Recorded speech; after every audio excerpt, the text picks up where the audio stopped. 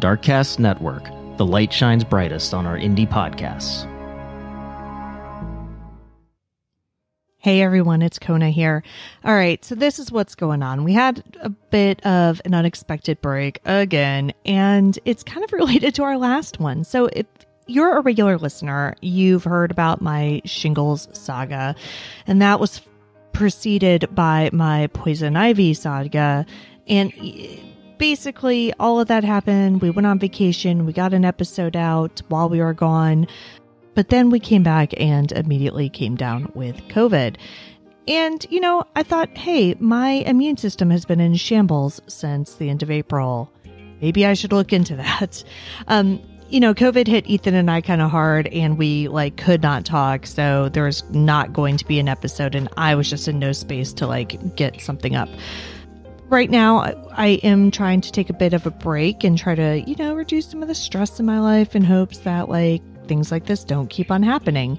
But I am writing and working behind the scenes. So this is what we're going to do. This week, we have the lovely Suzie bringing us 2 stories of missing people. These are the cases of the Springfield 3 and DeOrr Kunz Jr.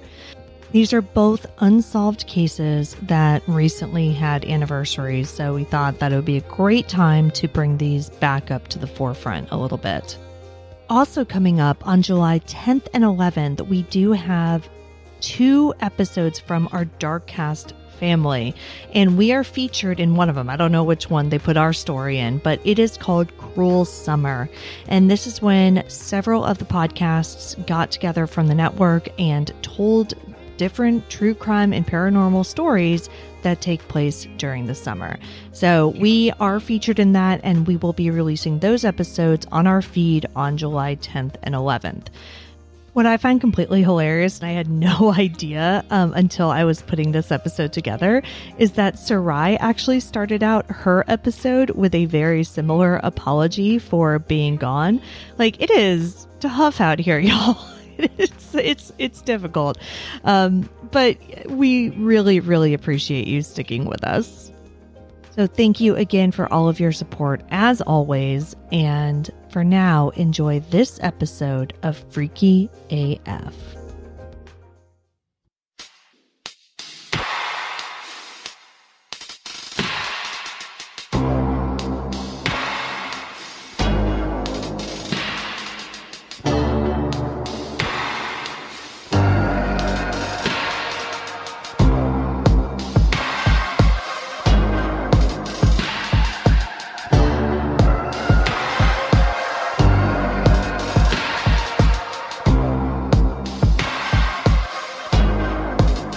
Hey y'all, welcome to another episode of the Freaky as Fuck podcast. I'm your host, Suzie, and I just wanted to thank you all for your patience while I took some time off to take care of myself. Being an indie podcaster is tough, y'all. This entire operation is being carried out by my lonesome, so there are going to be a few times where I just need to take a step back to take care of myself, and I hope y'all can understand that. And please make sure that you're looking after yourselves too. Times are definitely tough right now, and so much shit is going on in the world, and with that on top of the struggles and stressors of everyday life, it's important to look after your mental health, alright? It's 100% okay not to be okay. And if you need to take a day or two to get all your eggs in a basket, please do so. Don't overwork yourself. Don't stress yourself out too much. Everything will be just as you left it when you get back, I promise. So for today's episode, I wanted to discuss 2 unsolved missing persons cases that have just recently had their anniversaries. One of those being the case of the Springfield 3, the disappearance of Suzanne Streeter, Stacy McCall, and Sherrill Levitt. This is a case that shook the once quiet, sleepy town of Springfield, Missouri to its core. June 6th, 1992. Childhood friends 19-year-old Suzanne Streeter, also known as Suzie, and 18-year-old Stacy McCall graduated from Kickapoo High School in Springfield. In celebration of their newfound freedom, the 2 spent the evening attending several graduation parties. Suzie and Stacy show up to the first party in Battlefield, Missouri on Coach Drive at around 8:30 p.m.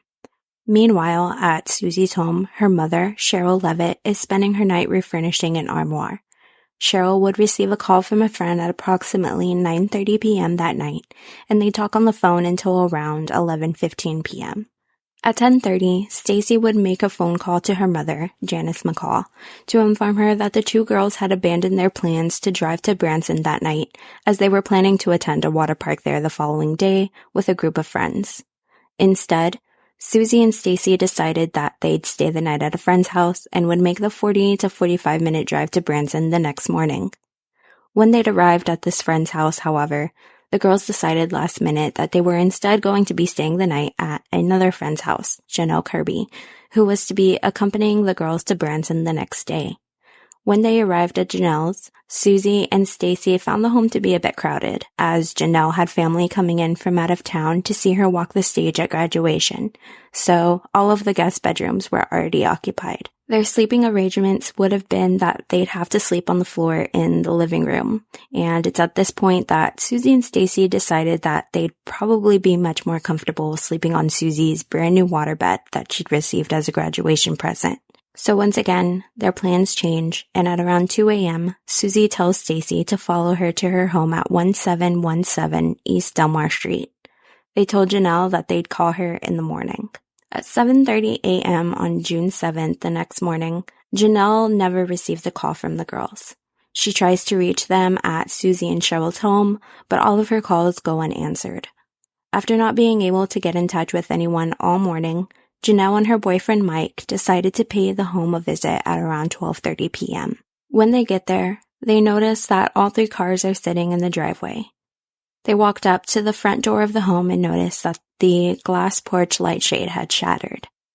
They checked the front door, and it was unlocked, which apparently wasn't an uncommon occurrence, as Springfield was considered to be a safe, quiet town during this time, so the couple didn't really think anything of it.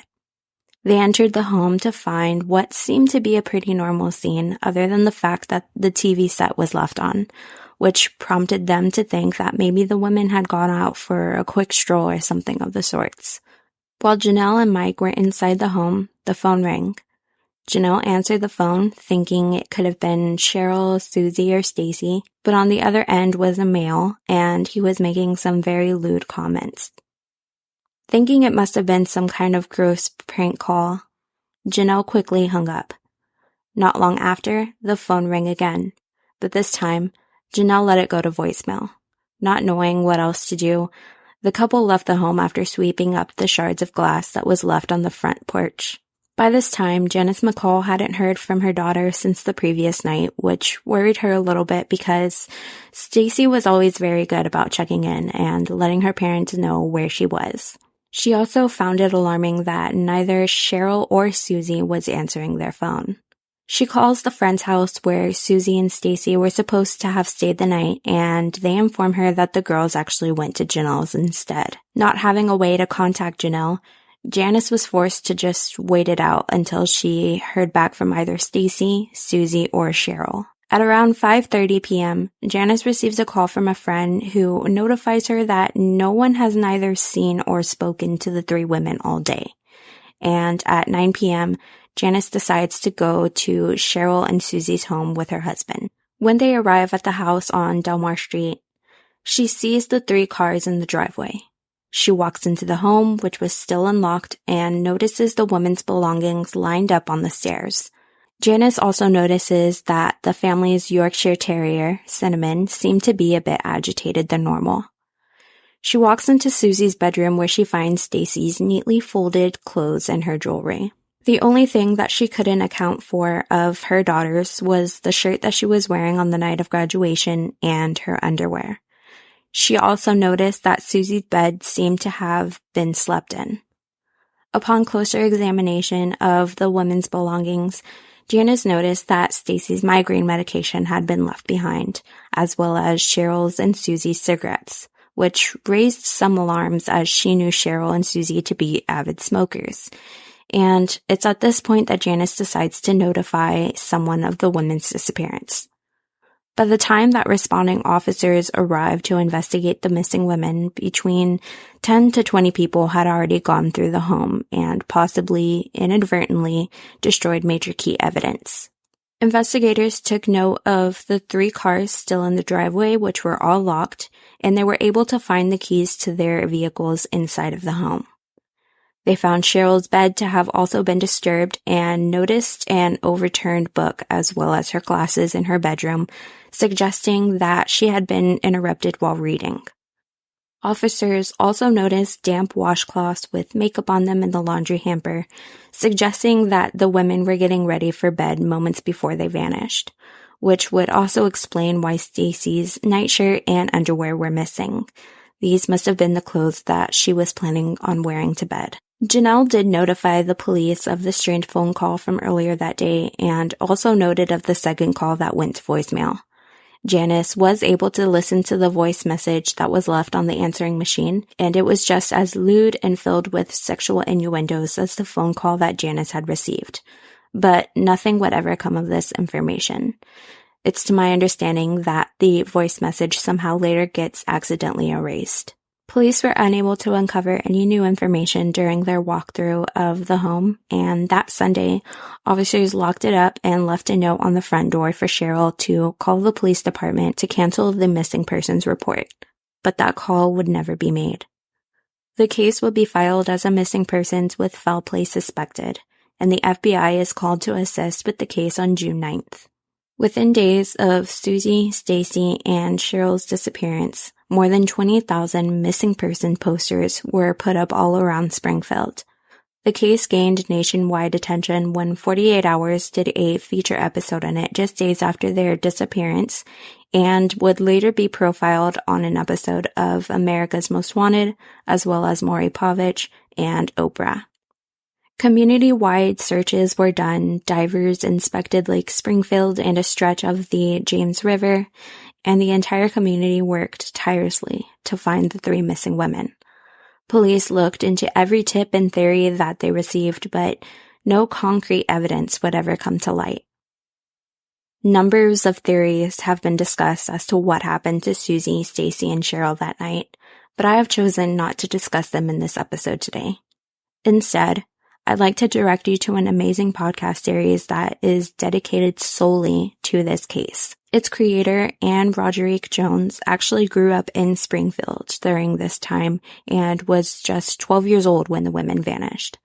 I got a lot of my information from her podcast, and she does an amazing job at discussing the theories and possible suspects, and she even includes interviews with some of those involved with the case. The series is called The Springfield 3, A Small Town Disappearance, and you can listen to it on whatever podcast listening platform you're listening to this episode on.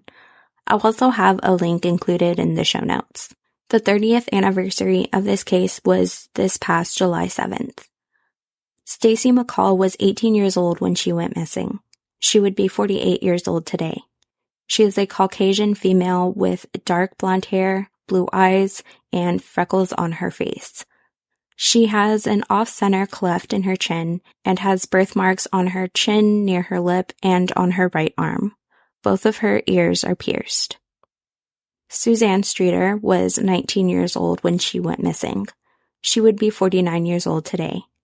She is a Caucasian female with bleach blonde hair, brown eyes, and has a small tumor on the left corner of her mouth, which gives the appearance that she has something inside her mouth.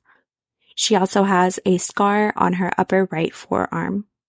She's described as having large teeth with no previous dental work, and both of her ears are pierced, her left being pierced twice, and has a hole in the upper portion of her ear. She also goes by the name Suzie. Sherrill Levitt, maiden name Williams, was 47 years old when she went missing. She would be 78 years old today. She is a Caucasian female with bleach blonde hair, brown eyes, and freckles on her neck and upper chest. Both of her ears are pierced. If you have any information regarding these 3 women's whereabouts or disappearance, please contact the Springfield, Missouri Police Department or Springfield Crimestoppers. This next disappearance is that of 2-year-old DeOrr Kunz Jr. On July 9th, 2015, Jessica Mitchell and her fiancé, Vernal DeOrr Kunz, decided to take their 2-year-old son, DeOrr Kunz Jr., on a visit to Timber Creek Campground in Idaho. Their site was close to the Stone Reservoir, and the family was planning on doing some fishing while out there. The family was accompanied by Jessica's grandfather, Robert Walton, and a friend of his, Isaac Reinwand. The family would leave for Timber Creek no later than 7:10 that evening and would arrive at the campsite at around 9:30. Upon arrival to the campground, Jessica and Vernal set up chairs and started a fire in the fire pit while Walton relaxed inside of the camper that they had brought. They'd spend the rest of the night sitting around the fire. The next morning, breakfast was made, and the couple continued to set up anything that they were unable to the night prior. Jessica and Vernal would leave the campsite for town to get gas at around 10:30-11 a.m. They'd arrive back at camp shortly after 1 p.m. Isaac had set off on his own to do some fishing. At around 2 p.m., Jessica and Vernal decided to go off to inspect the surrounding area of their campsite. Jessica claims that she announced to her grandfather that they were going to have a look around and that they were leaving baby DeOrr behind since it was nearing his nap time. However, Walton has maintained that he never heard Jessica, and he was unaware that he was supposed to be watching over him. As Jessica and Vernal were walking off towards the stream, baby DeOrr supposedly went running after them. However, when Jessica asked if he'd rather go fishing with them or stay with Grandpa, baby DeOrr decided to stay and went running back towards Robert. Later on, Robert would say that he last saw baby DeOrr playing near the creek. The couple was gone for approximately 30 minutes, and when they arrived back at the campsite, baby DeOrr was nowhere to be found. The party searched the campsite and the surrounding area for 20 minutes before Vernal decided that he was going to take his truck down the road to see if he could find any sign of DeOrr. After not finding anything, he returned to the campsite where he helped search for another 10 to 15 minutes before getting back in his truck and making a second trip down the road. Jessica makes the call to 911 at 2:36 p.m. What's the address of your emergency? I'm actually camping in Ledor, just outside of Ledor. Uh-huh. My 2-year-old son, we can't find him. How long has he been missing? About an hour. An hour? Yeah. Are you by water? Yes. Do you know which campground you're in? It's Stone Reservoir, Timber Creek. Stone Reservoir? Yeah, or Timber Creek. Hold on. We need quick and rescue. Jessica? Jessica? Yeah. What's your son's name? Or Okay. What is he wearing? he was wearing cowboy boots, a blue, pajama pants, and a camel jacket. And he's got shaggy blonde hair. Is your husband calling too? Like, all down where we were camping at, and we can't find him at all. Okay, we need you to stay within cell service. We've got people going on the way. Thank you. Multiple searches of the surrounding area of the campsite have been conducted by foot, horseback, ATV, helicopters, and by drones. Canine units have been brought in to sniff out evidence, and private investigators have conducted their own searches of the area, but no solid evidence of DeOrr's whereabouts have ever been produced. Later on, cadaver dogs have previously hit on 5 different locations, including a site just 3/4 of a mile from the campsite. After several inconsistencies and statements were found in the accounts of both Jessica Mitchell and Vernal DeOrr Kunz Sr., they were officially named suspects in the disappearance of their son in January 2016. Lemhi County Sheriff Lynn Bowerman stated, "I believe his parents are hiding something. There is no doubt in my mind. We gave them every opportunity to explain if it was an accident of some kind, and they haven't."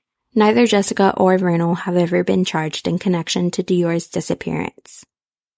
In July 2016, a search was conducted of Jessica and Vernal's Idaho Falls apartment, where investigators uncovered the camouflage jacket that DeOrr was reported wearing on the day he disappeared.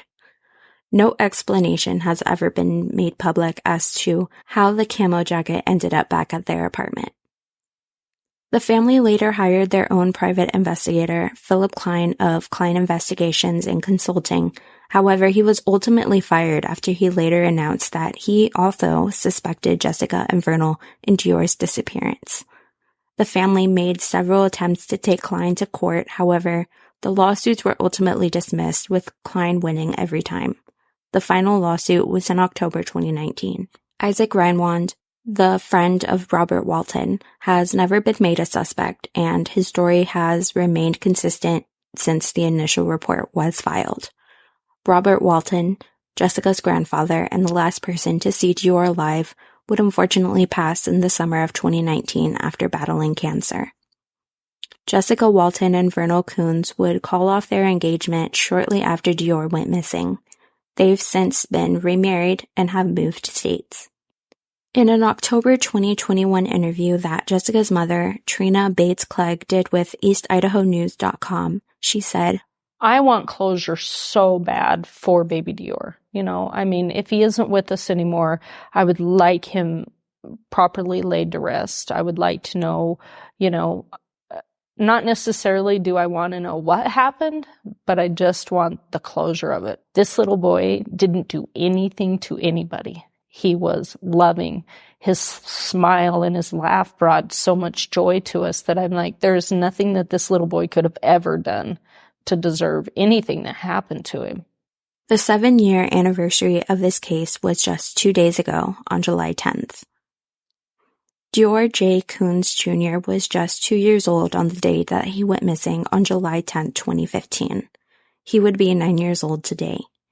He is a Caucasian male with blonde hair, brown eyes, and a birthmark on the back of his neck.